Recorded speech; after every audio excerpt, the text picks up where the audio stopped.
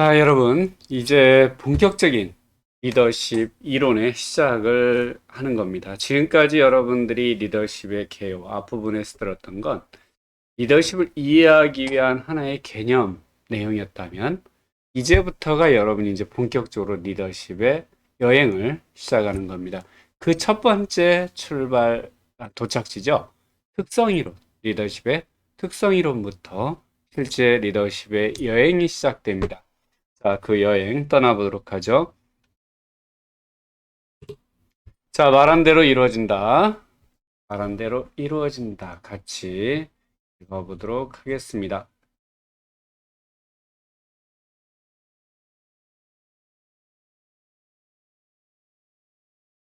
내겐 아직도 발휘되지 않은 가능성이 있다. 여기 오타가 있었네요.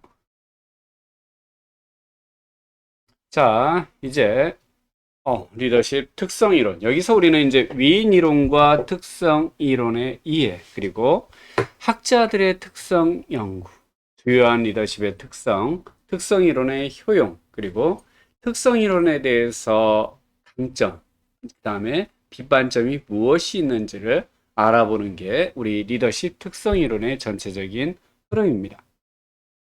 그 첫 번째 이제 위인 이론과 특성 이론의 이해 하도록 하겠습니다.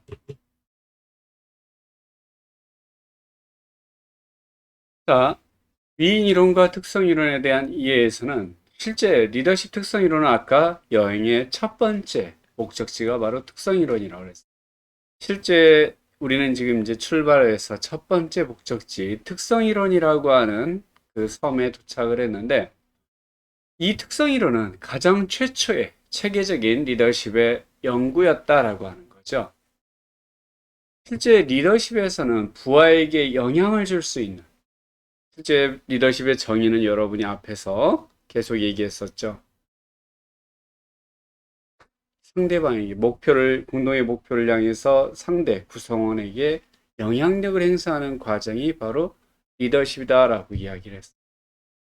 그러면 리더가 부하, 구성원이죠. 추종자죠. 이 부하에게 영향력을 행사했어요. 도대체 이때 이 리더가 갖고 있는 구체적인 특성, 정말 좋은 리더는 어떤 특성을 갖고 있느냐라고 하는 것이 바로 첫 번째 우리가 알아야 될 목적지, 탐색해야 될 내용이죠. 분명히 그 당시 사람은 성공적인 리더라고 하는 건 분명 다른 사람과는 다른 무엇인가가 있다라고 생각을 했어요.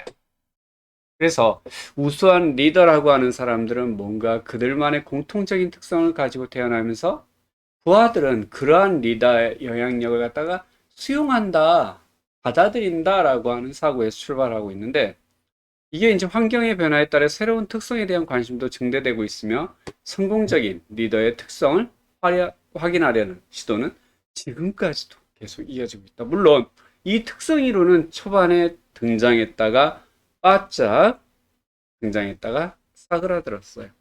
왜 사그라들었을까? 그거는 이제 나중에 여러분들이 리더십의 비판에서 다시 다루기로 하고요. 그런데 다시 또 이게 드러나서 지금 현재에도 특성 이론이 다시 연구되고 있다라고 하는 측면이 있어요. 자, 그러면 이 특성 이론은 어디서 출발했냐? 바로 위인 이론에서 출발했다라고 하는 거죠. 위인 이론이라고 하는 건 분명히 어떤 사람이 리더일까 초반기에 그랬다고 그랬잖아요. 분명히 리더는 일반인과는 다른 어떤 특성을 갖고 있었다라고 하는 거죠. 그러니까 이 어떤 특성을 지닌 사람들, 이 사람들의 어떤 본보기가 기준이 있어야 되죠. 그래서 이걸 어디서 찾았냐? 위인들에서 찾았다라는 얘기. 역사적으로 위대한 사람들, 이런 사람들에서 특성을 찾아내서 그와 똑같은 특성을 가진 사람들을 찾으면 이 사람들은 앞으로 어떻게 된다? 리더가 된다라고 바라본 거죠. 예를 들어 이제 조선시대의 이제 우리 그 인재, 중국에서 이제 인재를, 조선시대도 이런 내용들이 있었어요. 근데 인재를 뽑는 기준에는 신원섭판이라고 하는 게 있어요. 인물 좋고, 말 잘하고, 학식이 뛰어나고, 판단력이 정확해야 된다라고 이제 이야기를 하고 있는데, 실제 이러한 위인들이 가지고 있는 어떤 특성이 분명히 그 사람을 리더로 잘하게 만든다라고 했던 거예요. 자, 그 리더십의 특성 이론에 어디서 왔다? 위인 이론에서 등장을 하고 있다라고. 자, 위인 이론과 특성 이론, 실제 리더십의 특성 이론. 분명히 앞에서 계속 얘기했지만 리더는 비리더, 리더가 아닌 사람과 구별되는 어떤 특성을 갖고 있다. 또 비효과적인 리더와 구별되는 효과적인 리더의 특성이 무엇인지를 확인하는데 초점이 있었다. 이걸 찾았으면 의에 받는 사람을 찾으면 된다라고 하는 거였죠. 그래서 초기의 특성 이론은 타고나는 것으로 봤다라는 거죠. 위인 이론적 접근에 기초하고 있다. 그런데 아까 최근에 다시 특성 이론이 등장을 했다라고 했어요. 앞에서는 특성 이론, 초기의 특성 이론, 지금 여러분들이 배우는 특성 이론은 리더십의 특성은 타고난다라고 바라보는 겁니다. 어디까지 여러분 이 내용을 전체를 다 배울 동안 그럼 이 후기의 특성 이론은 언제 나오는 것인가요? 나중에 여러분들 카리스마 리더십이라서 거기에서 다시 등장할 거예요. 그러니까 여러분은 지금 현재 내용에서는 어디만 이해하면 된다? 특성 이론, 리더십의 특성을 타고난다라고 하는 거 여기까지만 여러분은 알면 되고요. 뒤에 이제 이 뒤에 가서는 특성이 타고나는 것이냐 아니냐 학습될 수 있는 것이냐 이런 거하고는 상관이 없이 효과적인 리더라면 이런 특성을 갖고 있다라고 하는 걸 얘기하려고 한다라는 거죠. 그래서 초기에 지금 현재 우리는 초기 첫 번째 우리 지금 탐험지에 도착해 있기 때문에 여기서 여러분이 알아야 될 건 리더십은 타고났다라고 하는 것만 먼저 생각을 해 주십시오. 그 기반이 되는 것이 무엇이었다? 위인 이론이었다라고 하는 거. 이걸 여러분이 먼저 알아주셨으면 좋겠다라는 거죠. 자, 특성 연구의 시작. 이 시작은 1900년대 초에 리더십 연구는 리더에게 가장 빈번하게 나타나는 자질. 이 자질이라고 하는 게 뭐다? 실제 여러분 밑에 쭉 가보면 내용을 해놨어요. 타고난 성품이나 소질, 어떤 분야의 일에 대한 능력이나 실력의 정도. 그런데 앞에 뭐한 성품? 타고난. 요게 중요한 거예요. 특성 연구에서는 타고난 특성이 중요하다라는 거죠. 이러한 바탕으로 자질을 살펴보고 이를 바탕으로 해서 리더가 구비해야 할 자질. 이걸 규명하는 거, 밝혀내는 것이 목적이었다라는 거죠. 그래서 이 당시에는 위인으로 불리는 사람들의 특성에 초점을 맞추고 있다. 그럼 위인들은 누가 했어요? 예를 들어 이순신, 세종대왕, 김구, 나폴레옹, 히틀러, 링컨, 간디, 케네디 역사적으로 유명한 인물들. 분명히 그 시대 어느 시대에 어떤 상황에서 리더가 될 수 있는 그들은 천부적인 천부라고 하는 건요. 하늘이 준 거예요. 태어날 때부터 몸에 지니고 있는 거. 아까 밑에 타고난 성품이라고 그랬죠. 여기서도 마찬가지 하늘이 준 원래 타고난 이런 특성을 가지고 태어났기 때문에 위대한 리더가 되었다라고 하는 거죠. 분명히 이들에게는 이러한 위인들에게는 신체 구조나 용모가 다른 사람들과 구별되는 신분이나 지능지수, 성격 등 다른 사람보다 분명히 뛰어난 무엇인가가 있다라고 하는 것이 바로 이 특성 이론의 시작입니다. 초기의 위인 이론 접근에 기초해서 그 후에 많은 연구들이 리더의 특성을 규명하려고 시도했다라는 거예요. 규명한다는 건 이러이러한 특성을 찾아내려고 했다라는 거예요. 밝혀내려고 했다는 거. 그래서 리더와 리더가 아닌 사람을 비교하거나 새로이 구성된 어떤 집단에 출연하는 리더의 특성을 검토함으로써 리더의 필수적인 어떤 특성들이 있을 거다. 그 사람들이 갖고 있는 특성이 있을 거다라고 하는 걸 찾아내는 게 이 특성 이론의 시작점이었다. 자, 그럼 과연 그 당시 학자들, 물론 여러분들 많은 사람들을 여기서 다루지는 않습니다만 그래도 핵심적인 몇 학자들에 대한 이야기, 특성에 대한 연구 내용을 좀 살펴보도록 하겠습니다. 첫 번째가 바로 스톡딜. 스톡딜은 두 번에 걸쳐서 특성 연구를 지금까지 진행되어 온 연구들을 종합적으로 한번 살펴보았던 거죠. 첫 번째 1904년부터 1947년까지 실시된 이 리더십 연구, 특성 연구 124편의 연구를 갖다가 종합적으로 검토를 했고요.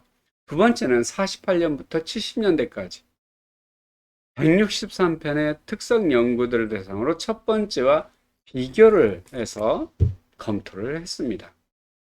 그랬더니 자, 1948년 이전의 연구 검토에서는 긍정적인 결과를 나타낸 연구와 부정적 또는 관련이 없다. 이런 것들이 이제 모두 포함을 해서 연구를 했어요. 근데 1948년 이후의 연구에서는 긍정적인 결과를 나타낸 연구만을 갖다가 포함을 하고 있더라라는 거죠. 스토틸은 여기서 이제 공통적으로 자주 언급되는 특성이 무엇이 있을까? 이런 것이 결국은 리더십의 기술과 관련이 있을 거라고 생각하고 한두 명의 학자가 언급한 특성들은 빼버리고 최소한 연구 논문 3개 이상에서 등장한 3명의 이상의 학자들이 발견한 특성들을 중심으로 쭉 정리를 했더니 크게 이렇게 분류되더라. 신체적 특성, 사회적 배경, 지능, 능력, 성격, 과업 특성, 사회적 특성이라고 하는 요소들로 구분이 되더라라고 하는 거죠. 그래서 첫 번째 이제 신체적 특성부터 들어가겠죠. 신체적 특성으로는 활동성, 에너지, 연령, 외모, 신장, 체중이 연구 대상이었어요. 그런데 활동성과 에너지를 제외하면 나머지 연령, 외모, 신장, 체중은 전반적으로 일관되지 않았다라는 거예요. 신장과 체중에 대해서는 아예 이제 1948년 이후에는 거의 연구가 이루어지지 않았다는 거죠. 연구가 이루어지지 않았다라는 건 무슨 얘기예요? 실제 해봐야 별로 의미가 없다. 왜? 여러분, 자, 보세요. 우리 광화문, 어디죠? 종로 길을? 거기였나요? 광화문대로는. 거기에 보면 이순신 장군 어마어마하게 그 키에 서 있잖아요. 물론 이순신 장군 키가 그렇게는 안 되겠지만 하여튼 그 사람하고 여러분들 히틀러, 나폴레옹이라는 사람들의 키를 보면 이 나폴레옹도 키가 작았다 그래요. 어? 그러면 결국은 키하고 이거하고는 관련이 있을까? 없을 거죠. 실제 연령, 외모, 신장 그리고 체중을 포함한 신체적 특성은 리더십 기능을 발휘할 수 있는 어떤 능력과 관련성이 있을 수 있겠다. 그렇지만 그거는 상황에 따라서, 환경에 따라서 다 다르다. 그래서 일률적으로 결론을 내리기가 어렵다라고. 또 두 번째 이제 사회적 배경. 아무래도 이제 사회적 배경이 있으면 좀 더 리더로서 활동을 할 수 있지 않을까. 교육 수준이라든가 그 사람의 그 주위 사람들과의 교우 관계, 이제 사람들과 얼마나 교류하고 있느냐, 그리고 사회적 지위 이런 것들이 연구 대상이었죠. 그랬더니 리더의 교육 수준과 사회적 지위는 리더가 아닌 사람과 비교해서 일관되게 이 교육 수준이 높을수록 아니면 사회적 지위가 높을수록 리더인 확률이 높다? 그런 게 안 나오더라는 거예요. 오히려 사회활동, 사람들과의 교류 이것과 관련해서는 리더가 비리더에 비해서 사회활동에 더 많이 참여하고 있더라. 즉 사람들과의 교류가 더 많다라고 하는 걸 보여주고 있어요. 물론 그렇다고 해서 이게 연구가 또 더 많아서 이게 확실히 지지하냐? 그렇다고도 할 수가 없죠. 세 번째, 지능과 능력. 여러분 이제 IQ가 아무래도 그 사람의 리더십에 영향을 미치지 않을까? 왜? 리더를 보면 머리가 참 좋은 것 같잖아요. 리더십, 이제 아니 지능, 그다음에 판단력, 결단력, 지식, 언변 이런 것들 막 히틀러, 무솔리니 막 연설 막 잘했다 그러잖아요. 자, 이렇게 지능에 대한 연구가 가장 많이 이루어졌으나 그 자체도 IQ죠, 여러분. 일관된 결과를 보여주지 못합니다. 또 반면 상대적으로 많은 연구는 이루어지지 않았으나 판단력이나 결단력, 지식 그리고 언변이 오히려 중요한 리더의 하나의 특성으로 나타난다라고 하는 부분은 좀 있어요. 그렇지만 이것 자체도 정확하게 이것이다라고 하기는 어렵다라고 하는 거 말씀드렸어요. 그 다음에 성격. 여러분 많이 들었을 거예요. 외향적인 사람이 리더로서 성장할 확률이 없다. 활달한 사람, 다른 사람을 막 이끌어 가려는 속성이 있는 사람들이 리더로서 성장할 거다. 그런데 과연 그럴까요? 실제 성격 특성은 이제 수용성이나 적응성, 공격성, 민첩성, 우월감, 지배성 이런 것들을 갖다 연구했는데 막상 결과를 보이고 있는 특성으로는 기민성, 독창성, 창의성, 성실성, 뭐 윤리성, 자신감 요런 정도 나오더라. 오히려 융통성이나 신념의 강도는 1948년 이후로는 연구가 안 이루어지더라. 우월감이나 지배력, 정서적 균형, 통제력, 외향성은 1948년이나 40, 그 이후, 이전 이후 연구가 다 됐는데, 다 이게 리더의 특성이다라고 일관되게 보여주지 못하고 있다. 그리고 또 나머지 요소들은 오히려 1948년에만 이루어져서 그 이전하고 비교하기도 좀 어려운 상황입니다. 자, 다섯 번째, 과업 관련 특성이죠. 과업 일, 자신이 맡은 직무를 갖다 꼭 이뤄내겠다. 성취욕구, 책임, 진취성, 주도성, 끈기, 지속성, 목표에 대한 책임감, 과업 지향성 이런 것들이 연구의 대상이었는데 실제 진취성이나 주도성은 1948년 이후에 연구된 것으로 여기서 상당히 이런 부분들은 긍정적인 결과를 보여주고 있다. 왜? 자기 항상 뭔가 나아가려고 하고 주도적으로 자기 이끌어 가려고 하는 이런 속성들은 긍정적으로 나타나고 있다라는 거죠. 그다음 이제 마지막 사회적 특성. 사회적 특성으로는 협력을 구사하는 다른 사람들의 이제 사교 관계죠. 그다음에 관리 능력, 매력, 인기, 명성, 사교성, 대인관계 능력, 사회 참여, 재치, 외교술이 연구 대상이었어요. 이러한 사회적 특성이라고 하는 것, 리더가 가져야 될 중요한 특성으로 나타났어요. 이런 이제 요소들. 왜? 사람들과 아무래도 리더라고 하면 구성원을 갖다가 방향을 제시하고 이끌어가는 이런 능력들이 필요하다 보니까 사람들과의 어떤 교류, 교감 능력이 필요하다라고 하는 부분이죠. 자, 그러면 초기의 리더십 연구의 시사점으로 실제 성공적인 리더가 되기 위해서는 특정한 특성을 갖고 있어야 된다라고 하는 게 리더십 특성 이론의 기본 전제였어요. 그런데 그것이 밝혀졌냐? 그러지 못했다. 무슨 얘기냐? 자, 여러분 위인들 쭉 여러분이 이제 좋아하는 위인들 한번 생각해 보세요. 보통 우리 이순신 세종대왕 뭐 이제 쭉 누구죠? 김구 선생, 뭐 유관순, 그다음에 여러분 뭐 빌 게이츠, 그다음에 스티브 잡스, 뭐 여러 생각이 날 거예요. 이들의 공통적인 어떤 특성들을 쭉 나열해 보세요. 그리고 나서 여러분 그와 관련된 특성들을 가지고 이런 사람이 리더이다라고 찾아낼 수 있는지 한번 해보세요. 아니, 여러분 스스로에게 한번 적용을 시켜보세요. 그러면 내가 이런 특성을 가지고 있으면 나는 리더가 될 수 있다라고 하는 거죠. 그런데 그런 특성을 못 가지고 있으면 나는 리더가 아니네. 이런 상황이 돼버려요. 자, 그런데 문제는 이러한 특성들을 여러분이 뽑아냈다 할지라도 이걸 갖다 다른 사람들한테 적용시켰을 때 맞는 아니 공통적인 특성 자체를 뽑아내기 자체도 어려울걸요. 결국은 모든 상황에서 성공적인 리더십을 보장하기 위한 필수적인 특성을 밝혀내지 못했다. 오히려 이러한 특성들은 상황에 좌우되더라라고 하는 거죠. 결국은 한 개인이 어떤 특성을 가지고 있다고 그 사람이 리더가 되는 것이 아니구나. 리더가 가지고 있는 개인적 특성들의 이 패턴이 부하들의 특성과 그다음에 부하들의 활동 그리고 이 공동의 목표, 추구해야 되는 목표와 적절하게 연계되어 있어야 된다. 결국은 상황과 적합해야 된다는 것을 언급하게 되는 거죠.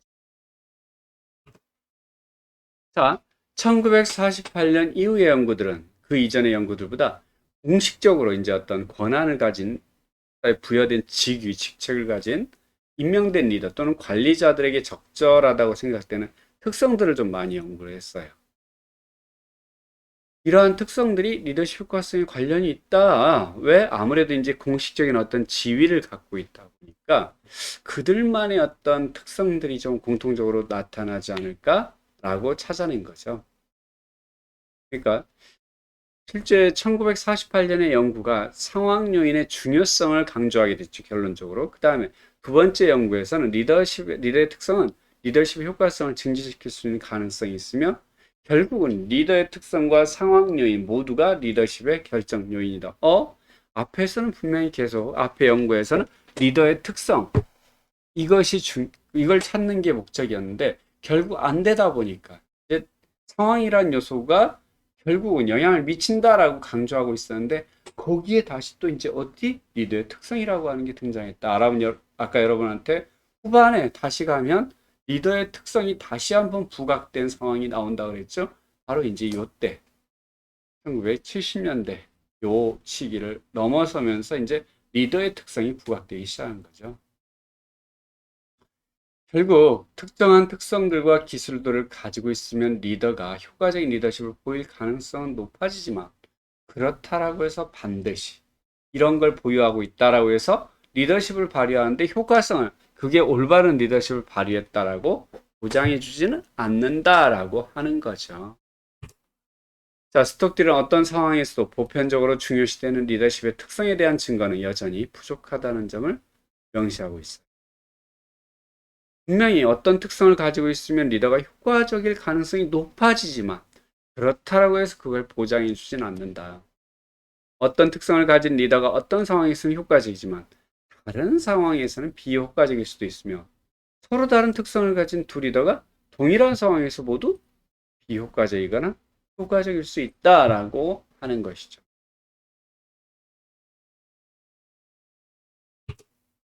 자, 그러면 최근에 리더십 특성 이론. 이제 앞에는 리더십의 특성이라고 하는 걸 찾는 게 주안점이었어요. 그런데 그 공통된 특성을 뽑아내기도 어렵거니와 뽑아냈더니 적용시키려고 했더니 일관된 결과를 보여주지는 않는다라고 하는 거죠. 그러면서 상황이라고 하는 요소가 영향을 미친다라고 하는 걸 얘기했었죠. 그런데 앞에 이제 그게 다시 등장을 하는 특성 연구가 한동안 사그라들었다가 다시 70년대 넘어오면서 다시 연구되면서 이게 이제 어떤 학습에 의한 그 사람이 타고난 게 아니라 실제 그게 중요한 게 아니라 이 어떤 특성, 그 상황에 적합한 리더의 특성이라고 하는 게 있다라고 하는 거죠. 처음에 이제 초기 위인들의 자질을 확인하는 것에 초점을 맞추는 것으로 시작되었던 것이 점점 이제 그 다음에 우리가 다음에 이제 배워야 될 다음 주차에 행동 연구를 배울 거예요. 이 행동 연구로 전환이 됐어요. 왜? 특성 이건 안 맞으니까 사그라들었단 말이에요. 그래서 새로 부각된 게 행동이론이라고 하는 게 부각되었다가 그 다음 행동이론에서 또 다른 상황이라고 하는 것이 이제 그 다음 주에 또 다시 등장을 해요. 이렇게 쭉 거쳤는데 이 상황이 영향을 미친다라고 하는 거에 결국은 또 뭐가 나타내? 리더십의 특성이 이 상황과의 조합 이런 게 이제 다시 등장을 하기 시작하죠. 후반으로 가서. 결국 특성은 상황에 따라 다르지만 어떤 특성은 분명히 주어진 상황에서 리더십 효과성이 도움이 될 거다. 또 어떤 특성은 다양한 상황에 걸쳐서 기본적으로 리더가 효과적이 되도록 도움이 될 수 있다. 라고 이제 최근에 얘기를 하고 있는 거죠. 그래서 이게 다시 최근에 이제 등장을 했던 거예요. 과거에 연구된 리더십 특성을 현대적 기법으로 재분석을 했더니 리더십의 특성과 효과성 간에는 높은 상관관계가 나타나고 있는 부분도 존재하더라. 최근의 특성 연구는 초기의 연물 연구에서 벗어나 심리적인 이제 여러 가지 측정 도구, 설문지 요걸 이제 사용을 해서 효과적인 리더의 특성을 성격이나 인지 능력, 가치관 등을 포함해서 다양한 측면으로 이제 다시 연구가 되고 있다라고 하는 것. 그 대표적인 인물이 이제 커크 패트릭과 로크라고 하는 사람이 있어요. 실제 커크 패트릭과 로크는 리더십에 대한 특성 요 부분에서 선행 연구의 결과를 갖다 개념적으로 좀 정리를 하고 리더와 리더가 아닌 사람들은 분명히 다른 특성을 가지고 있다. 이게 지금 초기 특성 연구에 동일한 거예요. 리더와 리더가 아닌 사람들을 구별하는 특성으로는 추진력, 리더십 동기, 정직과 성실성, 자신감, 인지능력, 사업 지식, 기타의 특성 이런 걸 얘기를 하고 있어요. 이러한 특성들은 선부적으로 타고날 수도 있고 아니면 학습될 수도 있다라고 이야기를 했어요. 자, 앞에 초기의 연구에서는 리더십 특성이라고 하는 건 타고났어요. 그런데 여기서는 이제 이건 타고나는 것일 수도 있고 학습되는 것일 수도 있어 라고 하는 부분이 이제 등장을 했죠. 그래서 이 커크 패트릭과 로크가 제시한 리더십 특성으로는 추진력, 지휘욕구, 정직과 성실성, 자신감, 인지능력, 사업지시, 기타 이제 카리스마나 독창성, 유연성 이런 것들. 했더니 추진력이나 지휘욕구, 인지능력, 사업지식 등이 평범한 사람들과 분명히 차이가 나 있음을 밝히고 있다. 이러한 특성은 원래 태어날 때부터 몸에 획득되기도 하고요. 또 학습될 수 있다라고 이제 이야기를 하고 이러한 능력들, 특성들이 처음에 태어날 때부터 가질 수 있고 아니면 나중에 학습을 통해서 얼마든지 키울 수 있다라고 하는 거죠. 자, 특성 연구에 대한 새로운 관심의 결과로 나타난 추가적인 징후들은 많은 연구자들이 강조하고 있는 이제 이전적, 아까 카리스마 1970년대에 넘어가면서 다시 이제 이런 리더십의 등장에서 찾아볼 수 있게 되는데, 특히 리더십 인간의 신체적 특성과도 관련이 있다라고까지 이제 주장하는 연구도 있어요. 예를 들어 훌륭한 리더는 반드시 잘생기거나 강한 육체를 가졌거나 공격적일 필요는 없지만 부드럽고 사교적이어야 한다라고 언급을 하고 있죠. 유능한 리더는 공격성이나 적대적 욕구를 자제하면서 여러 사람과 잘 어울리도록 경쟁 욕구도 높기 때문에 어울리면서도 경쟁 욕구도 높기 때문에 사람들로부터 부러움과 칭찬을 받으려는 행동을 하면서 좋은 리더로 부상하기를 원한다는 것. 리더십 특성에 대한 연구는 비록 모든 상황에 적용될 수 있는 보편적 특성을 제시하지는 못합니다. 하지만 중요한 건 리더로서 갖춰야 될 특성에 대한 정보를 제공하고 있다라는 점 때문에 우리가 이제 이게 초기의 리더십 연구에 이런 역할을 했구나라고 하는 거. 즉 리더가 갖춰야 될 어떤 특성 이걸 제공하고 있다라고 하는 거. 결국은 이 특성 이론은요, 리더십 특성을 제공해주지 못했어요. 이것이 정말 리더가 갖춰야 될 특성이다. 그럼 우리는 그것만 갖춰져 있거나 아니면 그것만 학습할 수 있으면 그것만 채우면 리더가 돼야 돼요. 그런데 그러지는 못했다라는 거죠. 오히려 리더 후보자들이 다른 사람의 리더로 지각되기를 원할 경우 소유하고 싶고 개발하고 싶은 리더십 특성이 어떤 것인지는 얘기를 해주고 있지만 글쎄요, 이 여러분 성격 특성, 사람의 성격은 변한다? 변하지 않는다라고 하는 거죠. 이러한 관점에서 환경의 변화에 따라 요구되는 새로운 리더십 특성에 대한 관심도 증대되고 있다라고 하는 거죠. 최근에 이제 감성지능이라고 하는 것도 증대를 하고 있습니다. 관심이. 자, 학자들의 이 연구들을 쭉 연구를 했더니 스톡들이 처음에 특성으로 지능부터 해서 민감성, 통찰력, 책임감, 진취성, 지속성, 자신감, 사교성을 얘기하고 있고요.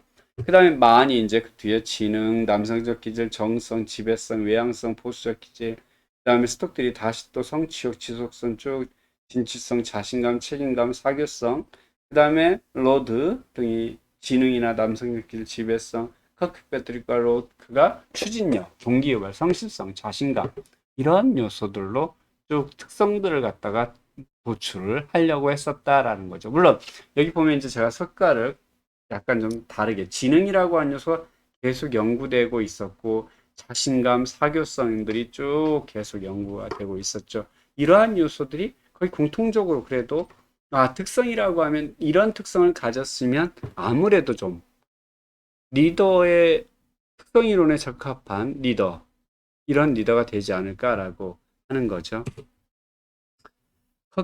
스톡델, 커크패드, 로크, 로드와 동료들 얘네들의 리더십 특성을 요약해 보니까 지능, 자신감, 결단력, 성실성, 사교성이 대표적으로 몰아지더라라고 하는 거죠.